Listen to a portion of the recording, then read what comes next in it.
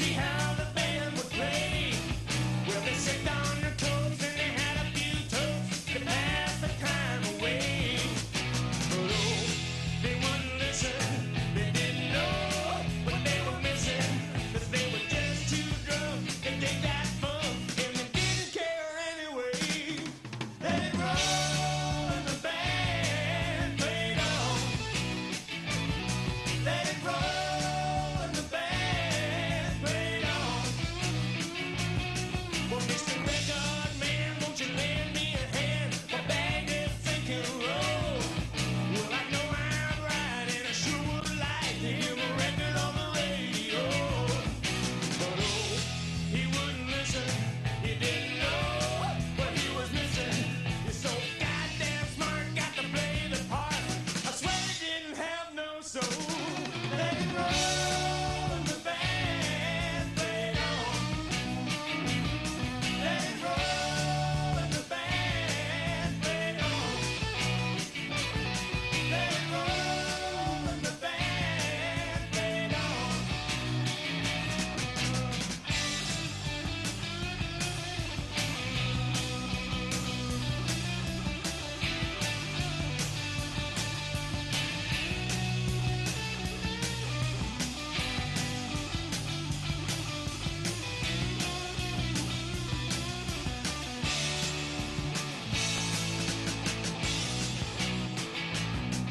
Well, listen, folks, well, it ain't no joke to play in a rock and roll band. It's a mean old life when you got a wife and you're doing those one-night stands. It'll make you neurotic and downright psychotic. It's just a one big fight from day to night. It'll make you a mean old man. Let it roll and the band played on. Let it roll and the band. Yorkville even better, because that's where we belonged. Discovery, something totally new, excitement, you know, it was a place you could go. It was unlike anywhere. It was fantastic. Yorkville, in those days, the trees were still on the street. It was really like a village. In New York, in Greenwich Village, or in Haight-Ashbury in San Francisco, Yorkville Village was known every bit as well there. A lot of great-looking girls. I remember that. A lot of great-looking girls. It was wonderful. It was totally wonderful because it was a place where you could go and play.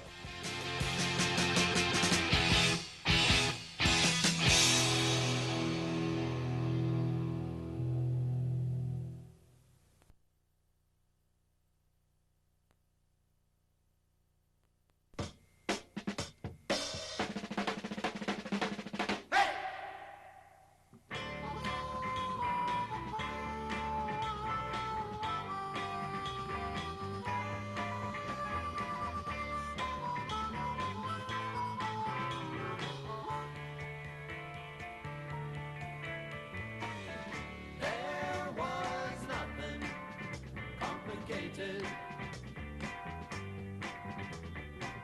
in what she Well, you know, there is that saying that if you can remember it, you weren't there. First real thing I got involved with was the Poppers, and they were extremely original, and during the period that I worked with them, they got more and more original. I was only involved in the very first album, Magic People. I don't know if the album ever really captured the sound of the band correctly, although it does hint at what they could do all right. Adam was an amazing songwriter, still has a great career. Chuck was doing electronica. We're talking 35 years ago. You know, you pick up the underground papers today and people are going, oh, electronica, electronica. It's like so hip. I mean, the Poppers were sort of putting that into music 35 years ago. Then this amazing percussion thing that they were doing, coupled to these rather excellent songs, and they were pretty psychedelic. Denny used to do a solo at the end of every set called Dr. Feelgood. If I remember, it was Dr. Feelgood. And you know, sometimes by the end of that solo, his fingers would be bleeding and he'd pee his pants. It would sometimes be 15 or 20 minutes long. And it was probably the most amazing thing that anybody had heard at the time. You know, Skip was an amazing drummer, just absolutely amazing, still is. I mean, went on after that with Lighthouse, and that's all you need to know. They ended up with a lot of world hits. I started playing accordion from the time I was 8 till I was 13. And of course, Our family, you hear this all the time. I didn't know we were what you would call poor, or, you know, by comparison, right? I thought we had a great life. But, I mean, we didn't have a lot of money. We lived in a little wartime house and all that kind of stuff in Hamilton. So it was a very big expense for my mom and dad to invest into an accordion. And the deal was if you're going to play accordion, you're going to practice. And then I find out that there's some guys called it's the RHLI that was famous in the Second World War. They had a drum corps type band, and guys were playing things they called rudiments. I'd never seen anything like this. And then had a chance to buy a set of old drums, really, really old. And I started playing, going, well, you know, I can play a set of drums, and I could apply rudiments and stuff like this to certain things. And then along comes this group called the Beatles. I can't remember if I put an ad in the paper or what. I think I put an ad thing up in the music stores out at Larry Sykes Music in Scarborough. I get a call from this guy named Chuck Beal. Skip had been doing a lot of just freelance gigging, and he was pretty much jazz influenced at that point. And he was a working musician then. I knew a bass player, he knew a singer. I said, well, this is great, Chuck. We should get together and see if we can pursue this. I need a bass player. He says, I got a guy named Denny Gerard, a friend of mine, plays bass. So that was it. A guy named Dave Harrington taught me how to play the bass. Actually, I started out as a guitar player in the band, but something happened to him, and they needed a bass player. So I learned how to play bass on the bottom 4 strings of a guitar. When I started playing downtown, I was 17 years old, playing downtown in the bars. You know, at the time, the drinking age was 21, so I really was conscious about how old I looked. You know, I had a suit on, I had a goatee, I was acting, I was petrified, actually. But I was trying to be on top, right? Trying to be cool, right? Skip Prokop, he was the leader of the band, and you know, we worked diligently, like day and night, whether we were playing or not. You know, that's why we were so tight, and we could go on stage, and we were confident because we were so well rehearsed that we could enjoy ourselves on stage, and there was electricity there. And I remember just playing all night long till 3 in the morning, 6 nights a week, and rehearsing in the daytimes. It was just, that's what we did. And to be 20 years old in a rock and roll band was a lot of fun. So we rehearsed like crazy. We learned 3 songs, went in and recorded them, made a demo of those 3 tunes, thrilled to death with that. Bernie Finkelstein was at the El Patio, was this guy who, you know, made espresso and, you know, all that kind of stuff. And we would go in there after it would shut down. We would go in and rehearse, or we would go in there and rehearse on nights that it wasn't open, you know. And Bernie used to sit and, you know, he'd sit and watch our rehearsals, and he'd say, you know, how come you're not doing this? And he'd look at him and go, you know, get out of here, man. Go make your espresso, or, you know. He'd say, no, really, I don't get it. You know, like Skip, you took the song from here, and you could have gone to there, and you go, oh, I never thought about that. You know, so you start thinking, all of a sudden we started paying attention to him. Then the next thing you know, one thing leads to the other, and he's going to manage us. What was really important is to find a record deal. And you couldn't find them in Canada. There just wasn't any available that I could find anyway. And so, you know, I hopped on a plane, and I went down to New York. It's the first time I ever was on an airplane. I played some demos. They loved the demos. I went to the club. They offered us a show when we made the record.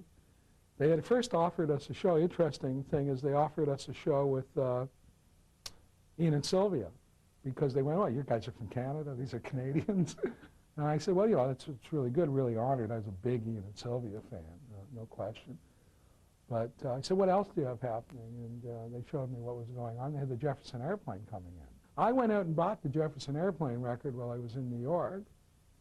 Got it played for me while I was still in New York, and thought it sucked, really, to tell you the truth. I went back and saw Howard Sullivan was the person's name who ran the Cafe A Go-Go, and I said, you know, could we open for the Airplane? Honest to God, really having no idea what was about to happen. We just went on stage and we played, and the place went absolutely berserk. Next thing you know, everybody is down. I mean, everybody in the business in New York City, because we literally blew the airplane, completely ruined anything that it was that they were attempting to do by their appearance in New York. The Poppers just were magnificent. Got written up the next day. It's a very famous article. Robert Christo, who's still the senior music critic for the Village Voice, said fresh breath of air just blew in from the north, blah, blah, blah. And, you know, I was the most popular guy in town.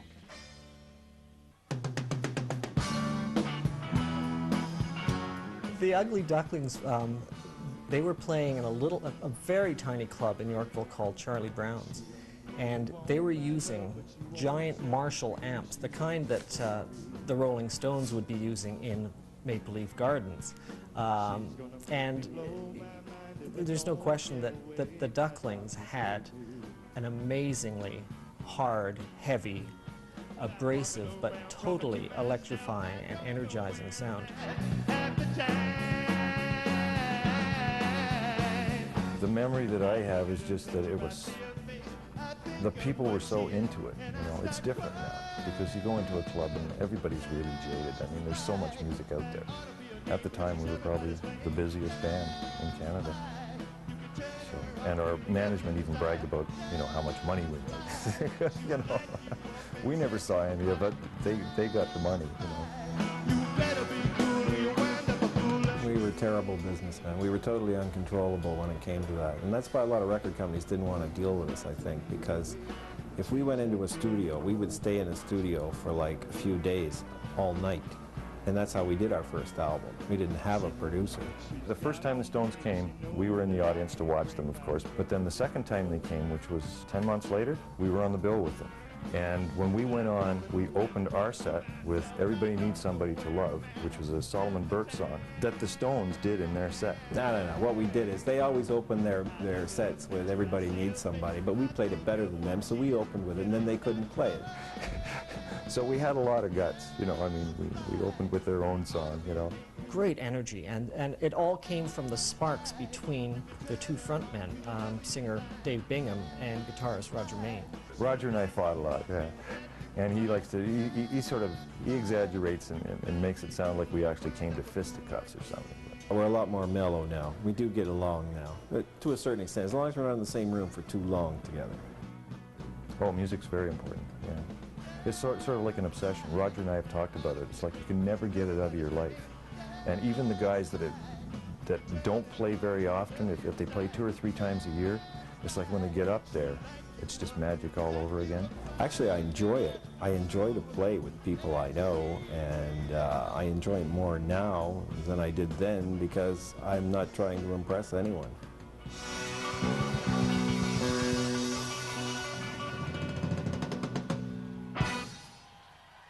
Thank you.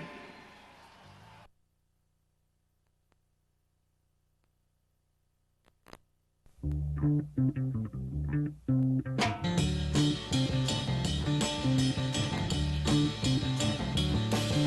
can take a look around you and know what you think you'll see.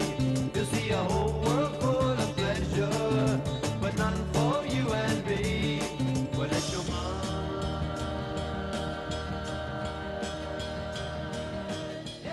Bernie was approached by everybody. I mean, the guys in the band were approached by everybody. You know, it was like this, you know, monstrous schmooze party, you know, if you will. Sid Bernstein approached us, Brian Epstein approached us, Albert Grossman approached us as well. And we went down for nothing. We had to smuggle our equipment across the border. We didn't have visas, paid all our own hotel bills, played for nothing in the club, just for the chance to be there.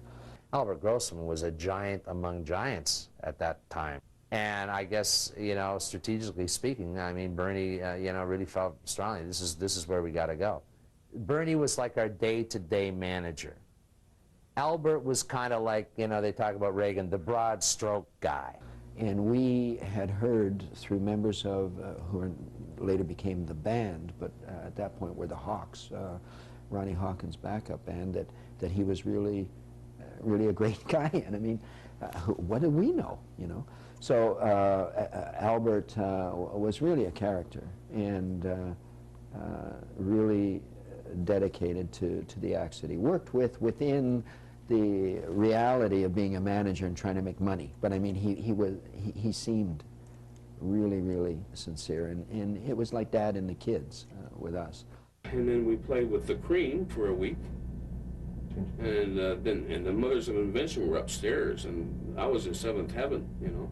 I remember getting on the elevator, and there would be Janis Joplin, or there'd be Richie Havens, or there'd be one of the other groups, all going up to the office, because that's where you found out where you were going to be working, and that kind of stuff, and hand in your expenses, and all sorts of just sort of routine things. And I remember looking at the wall and seeing the price list, right? It was Peter, Paul and Mary, $15,000 a night. Bob Dylan, $10,000 a night. Janis Joplin, $7,000 in the dollars of those days.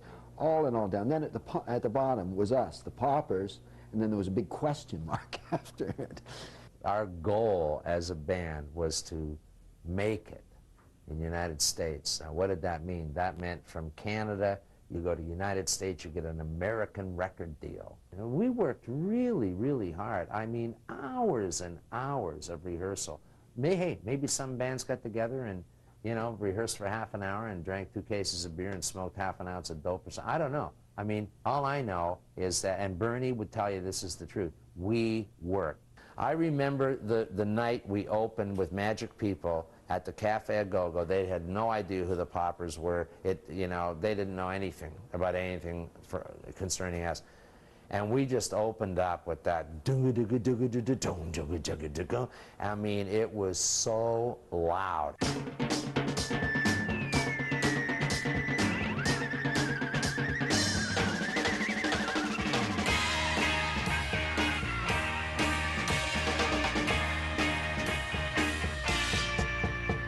The thing that happened with the Paupers, of course, is that by getting signed to a management deal with Albert Grossman, who was managing all of the top acts in the States at the time, yeah, they had their future lay ahead of them south of the border, and they completely knocked out audiences at the Cafe A Go-Go in New York and at clubs throughout the United States. At first, I was quite thrilled about it, and I was living in New York, and Albert wanted me to get more involved in his business.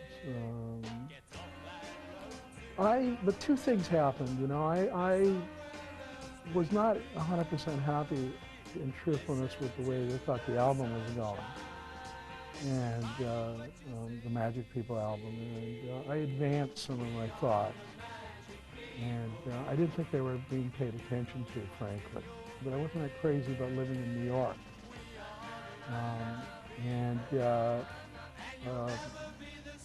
The combination of those 2 things made me feel that it was time for me to quit.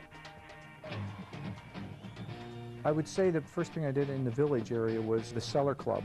I don't know how I got in there, but myself and a couple of chums decided to have a little trio. And we went down and asked if we could play between sets. Now we're talking jazz, and we're playing Jimmy Reed songs. Can't judge an apple by looking at the tree. Mike McKenna was playing in a club in Yorkville called the Cafe El Patio, and I knew the drummer. And so I asked him if they needed a singer. I got up and sang a few songs and then joined the band. It was called Mike's Trio, and that's what became the original Luca Di Passos. You misjudge me.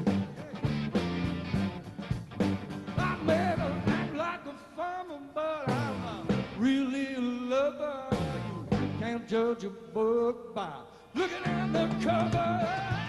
You talk to the female followers of the band. I mean, a lot would say that, you know, there wasn't a sexier front man in Toronto at that time than Luke Gibson. So he had a real sort of sexual image and energy that set him apart.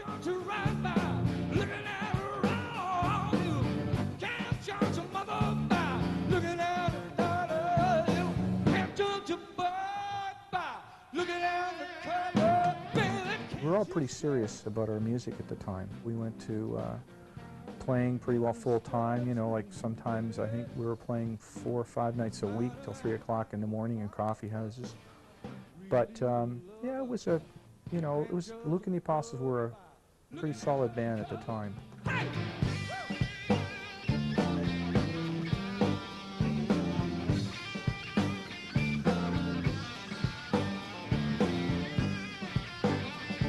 Although Yorkville and Toronto at that time was pretty heavy-duty music-wise. I mean, it was you know, there was a lot going on, but when you went across the border, it was all of a sudden you're in another planet or something. The States or England were the places to go. We felt, yeah, sure, get to New York, get a record contract, and we did. You're walking into Elektra Records with Paul Butterfield and the Doors, and here's this little band from Toronto, you know, it's like awesome. It was, and it was overwhelming for a lot of people.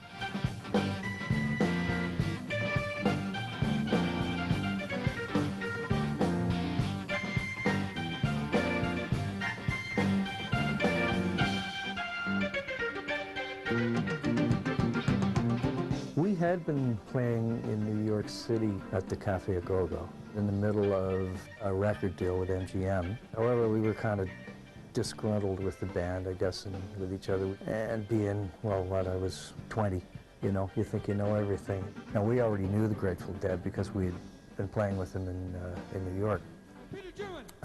Bill saw the band and wanted us to play the O'Keefe, so yes. On one hand, it was a great thing, but we went, yeah, but we're breaking up.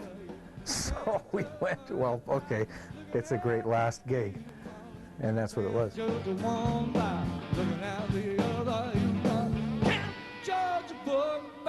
Looking at the cover, can't you see it? It's just me. You can always look back and say, yeah, I regret it. I mean, I regret the fact that we didn't stay together, sure, because I think under the right circumstances, we could have been a very successful band. But, you know, at the time, it's just like we were caught up in this whirlwind of stuff going on. And I don't see how somebody could have sat us down and said, look, get your heads on straight, this is what's going on, and we're taking you here, and we're doing this, and there's your itinerary. That would have been a different situation. But it didn't happen. So you can't regret it. You just be thankful that you had the time to do it. And that's really, for me, that's where it's at, you know? We were going to go to California, and this is when, you know, everybody else went, when Steppenwolf went, when Neil Young went, when everyone went and became enormous. The same thing likely would have happened to us. So, yeah, who knows? Everything would have been different. We probably would have had too much money and overdosed on something. I don't know. Maybe not. Luke and the Apostles had broken up. Luke was available, and we wanted somebody else in the band. We either wanted a piano player, another vocalist, or, you know, some other instrument, because we didn't really feel complete. Luke was kind of a guy from a blues band who had this real kind of feel. I mean, Luke always, if anything, I mean, Luke had feel. He just had this real amazing, he was kind of like the Van Morrison kind of guy. He was really down to earth, and it was, you know, really rhythmic, and, you know, he would pick up on the little, you know, things from the rhythm and blues records, the little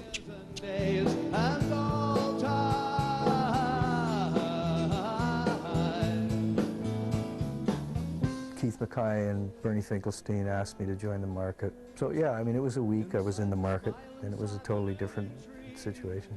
The Kensington Market was them and the Poppers basically were the first bands I'd ever heard that were playing totally all their own stuff. This was unheard of.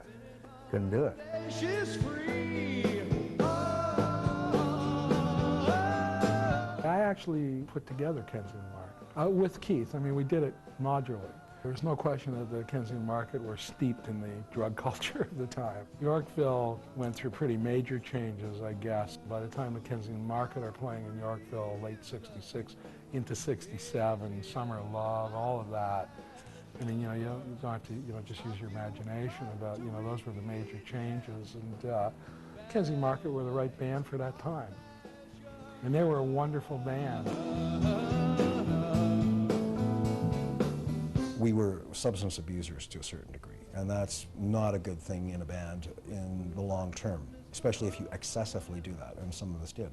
The band, that being said, really enjoyed playing together, and there was a lot of, great music, but in the long term, you've got to have a sort of a vision. I think we felt we'd made it, but we didn't really know what to do with that when we got there. There was a lot of turmoil in the band at that point, and unfortunately, that was part of the cause of the breakup. Was our brains were all very focused and our egos were really strong.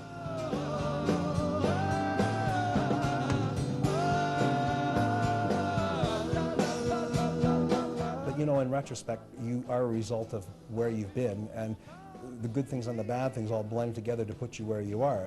The essential thing is basically learning from what you've done. You don't become better so much as you become more aware. I don't want to be a pop star now, I want to make music. As a musician, you're kind of eternally young. As long as you can do what you're doing. I've sort of come out on the other side of stuff. In certain ways, like I was a person that had a lot of success very, very early, and then blew it, and then spent years of my life trying to figure out, well, what happened? And then coming out on the other side and thinking, well, geez, things aren't too bad. I'm working at music. I'm not doing anything different, except I don't have $5 million in my pocket, but that's a small price to pay in a way to be on the other side of it. And we're not here for just the happy part. We're here for the sad part, the joy, everything. I have a great marriage. I have a good kid. My father lives with us. It's like, and I can make music. So what else could I say?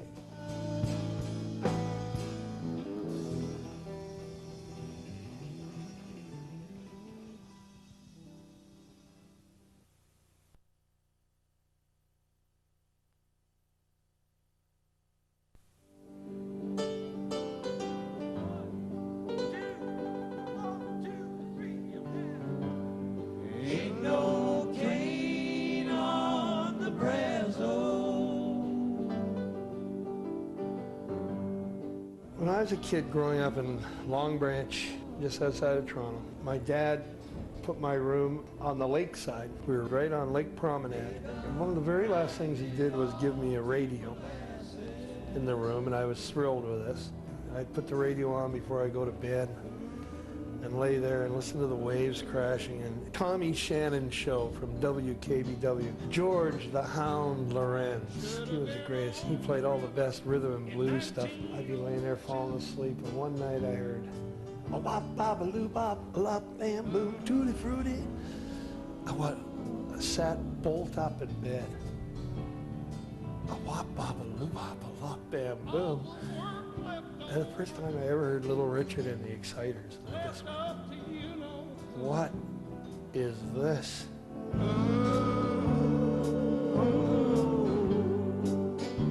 Everybody sing now.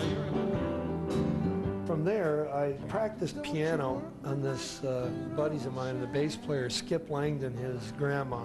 And she was deaf and darn near in her 90s. And she had a piano on her back porch. So I used to go over all day, skip school, play that piano, and bring the radio over and play along with the radio. And then went on to having bands all around Toronto with guys like Johnny Rose.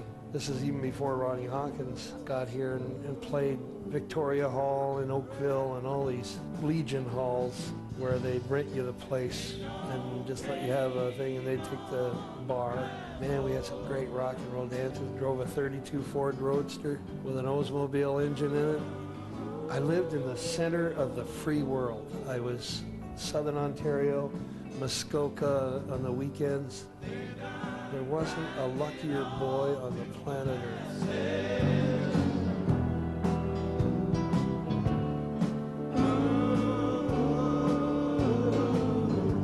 My dad and I, Hank Fordham, who was a great sax player. He played with all the greats when they'd come through because we had to hire so many local musicians, and my dad was on the call list. We're backstage at Maple Leaf Gardens. 17,000 kids, packed. Lighting lighters, crowbars, just about to go on. And I said to him, come and see this, Dad. And we went and we looked through the curtains. There's all these kids with lighters and everything showing up. That moment between, and he says, when you're an old man, you'll be sitting in a chair, sipping whiskey, and you'll think about this moment. And I do. I think about it all the time. Whenever I want to zen myself, I think about my dad.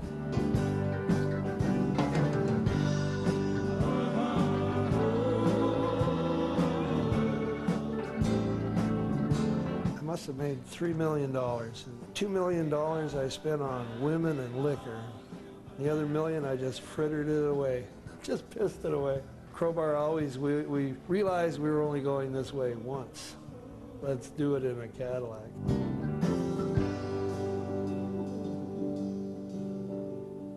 I can't stop. I just can't stop. Ain't no cane on the Brazos.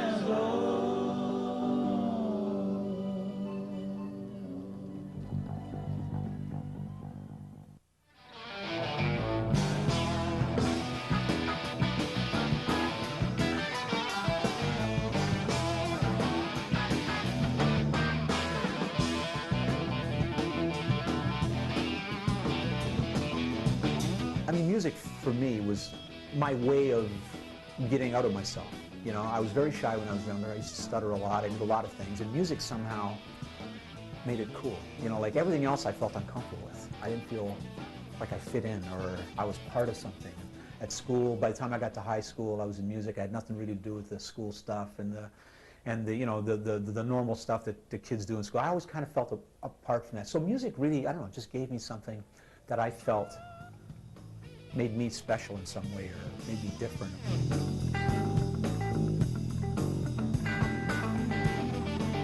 I would say he's one of the truly great guitarists this country has ever produced, in a league with Robbie Robertson, and really is one of the great underrated talents in this country. What Dominic Troianu created in Mandela is, I think, one of the truly great sounds of that era.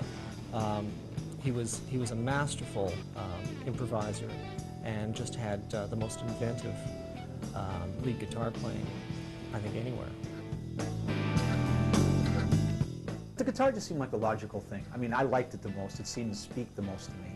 My dad used to play, even though I don't remember my father playing because he played in Italy. So maybe somewhere deep in there, somewhere like subconsciously too, there was something of that. I'm really not sure, but it just seemed to me the instrument that spoke out to me the best.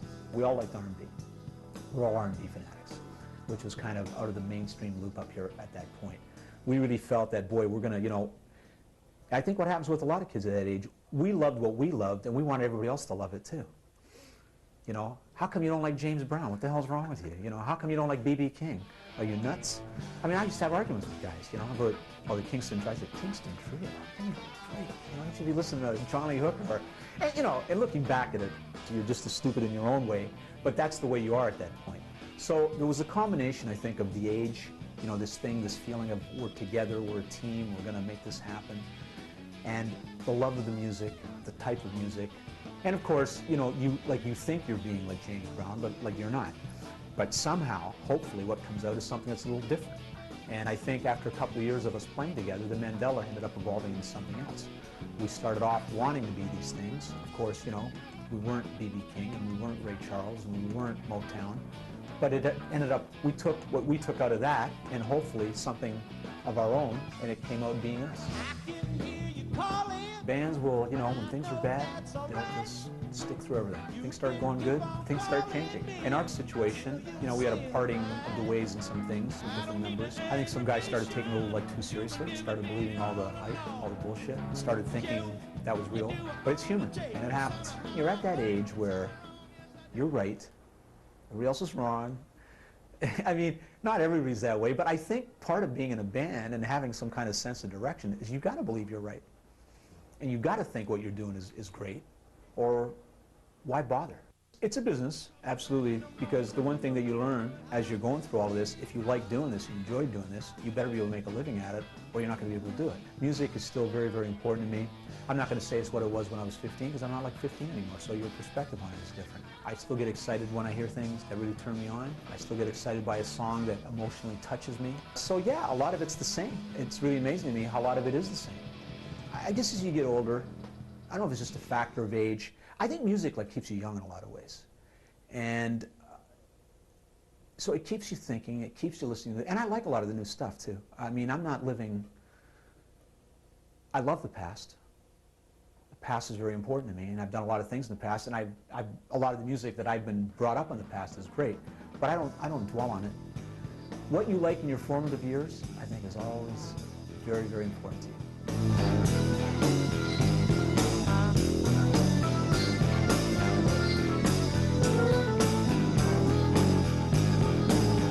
Dominic Trout's been very fortunate and very blessed and very lucky guy, basically, from day one. I've got a great family, great parents, great brother and sister, a lot of great friends who've been with me my entire life, great relationships with people. I've been very blessed and lucky that I can still sit here and say that I'm still doing what I want to do and really have never done anything else. And I think you're very fortunate to be able to say that.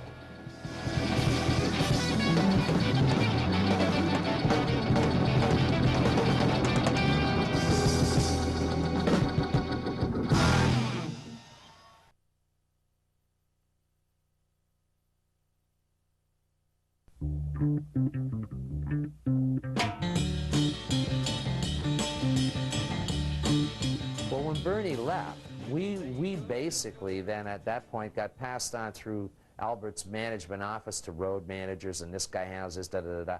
Next thing you know, we were sort of out there on our own to a great degree, and really didn't have somebody who knew us inside out. We got taken away from home, and we were well rehearsed up here, and there was a feeling of, like I said, home. You know, and when we were on the road, we were being hustled.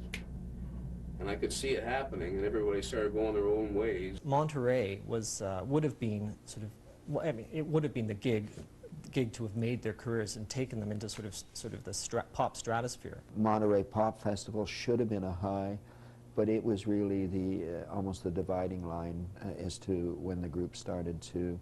We did not have a good showing at the Monterey Pop Festival. We get up on stage, just start, and the not the amplifier, but the cabling to the amplifier blew, and we've got intermittent cut in, cut out.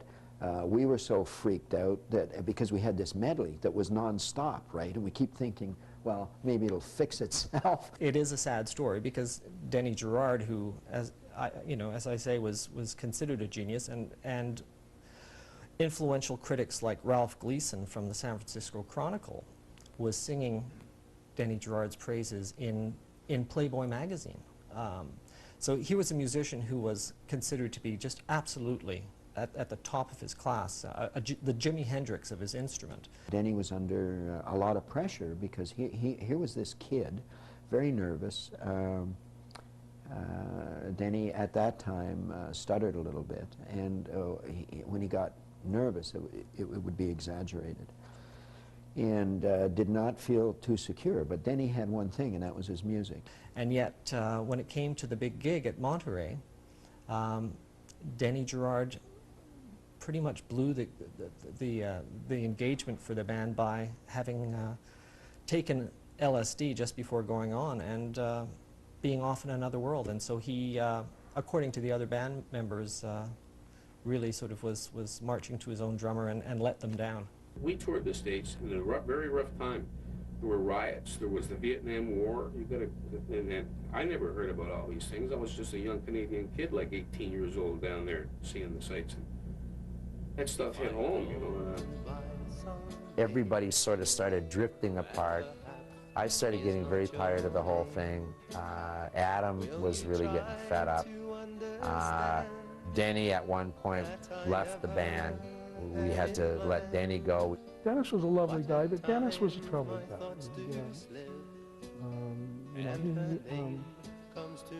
He had his ghosts and his demons. And, I was long gone from the band by the time Denny fully destructed, I guess. I don't really know exactly what happened at that point, but even during the period I worked with him, he was... But I guess he was a typical... In a sense, he was a bass genius, I think, and he paid for that. I was an alcoholic, still am for that matter, but playing on the road 6 days, Sundays, traveling time, you get paid, your bar bill for the week's $200, mine was. I got into drugs. I was the first one to get into drugs in the band, and I was the fuck up, you know. Denny, who was just like an awesome bass player because what Denny could literally do, when people ask me about Denny, I explain it in the fact that he would play his bass like a flamenco guitarist. Rather than just playing on 2 fingers, he would play on 4 fingers. But he also had the accuracy and speed and strength in his hand on his left hand to be able to move on the frets individually as fast as he could play. I loved Skip. We had a big falling out. It was my fault. I was into martial arts and studying yoga and starting to believe things that were said about me, and my ego got the best of me, and I got in badly into drugs and flipped out. Thank you very much. I see you later. Still trying to come back. It was just like a flamenco guitarist, right? I mean, that's the greatest way to show it. You see a guy go, right? Oh, that's how Danny could play.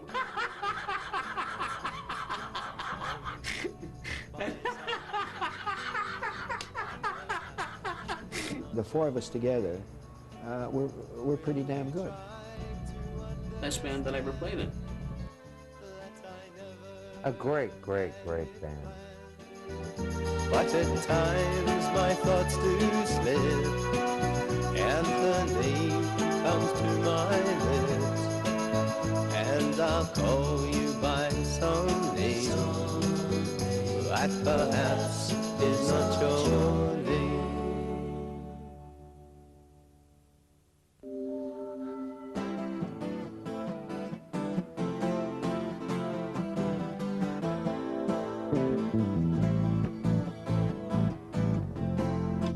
I went to a club in New York where there was a Canadian band playing called the Paupers, and Skip Prokop, who later became a co-founder of Lighthouse with me, that was his last day of playing with the Paupers, and at intermission he said, "I know you from Toronto, you're a jazz musician, and you guys never let me sit in because I have long hair." That's when I found out that Skip was leaving the Paupers, that his intended next gig was going to be putting together Janis Joplin's band. And it was Skip's idea to put together this large band. And I know, Skip said, the rock people, but you, Paul, know the classical people and the studio musicians, the horn players and the string players. And why don't we do this together? We started forming Lighthouse. And I mean, nobody really knew what they were doing. We just knew what it was we wanted to do, and we kind of experimented our way through that. Like a great story is Don Whitten, who went on to become the principal celloist with the National Arts Center Orchestra in Ottawa. He's saying it's going to be very hard to, you know, hear the strings over the rock instruments and that. I said, like, you know what we're going to do? We're going to take these guitar pickups and we just like bolt them to your cello. Man, the blood, I mean, he went gray. Like he was like having an attack. And he said, do you have any idea how much this cello is worth? And I said, no. He said, $85,000. I was like, you know, I'm going, oh. You know, here's me right out. Don't worry, Don, we'll just drill 4 holes in there, and you know. So in that respect, we had no idea. We just knew we could see it, we could hear it. We didn't know how we were going to get it to that point physically of a 13-piece rock orchestra, but it all came together. In Lighthouse, each person was a very, very good player, strong musical ability. But we never really had the presence of a real powerhouse voice, and a guy who in fact could use his voice could be looked upon as a great instrument. So it didn't matter what you wrote, it didn't matter how, you know, your melody lines, didn't matter range, keys, stuff like that. Bobby would just go, yeah, I can eat that up, bang. Bob McBride was an intelligent man who would do stupid things. He was an incredible romantic for whom the reality of everyday living was difficult. Bobby was convinced that he was writing great, great stuff and we weren't doing it. So he wanted to go on and start pursuing a solo career.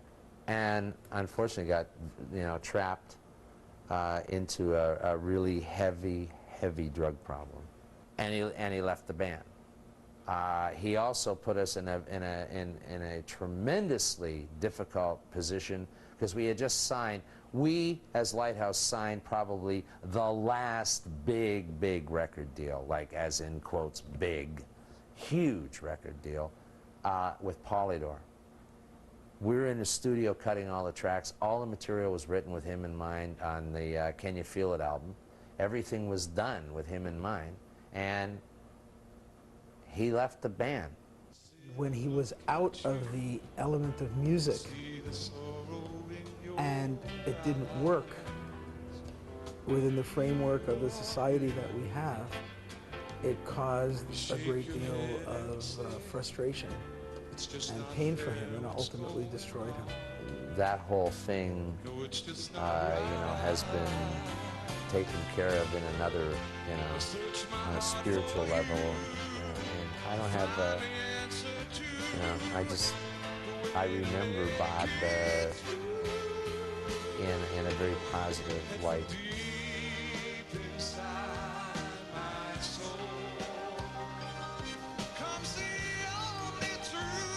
I think about him a lot, and I listen to his material, and it really does bless me. I'm very fortunate that I had a chance to spend time in my life with him.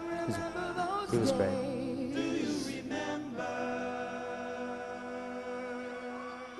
Every jam song, Johnny B. Good with 6 guitars. Oh, to hell with it!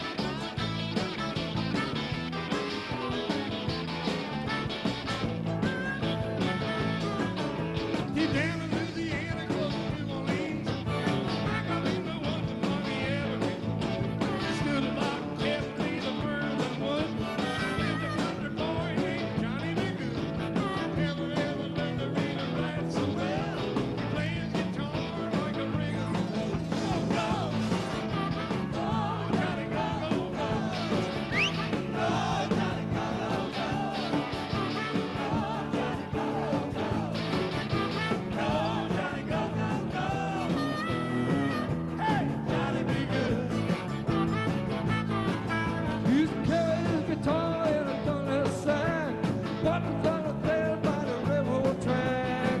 Everybody come a 100 miles around. See any little country boy, put it down.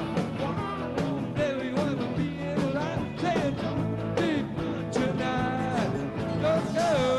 Go, Johnny, go, go, go. Go, go, go, go. Go, Johnny, go, go, go. Hey, Johnny, be good.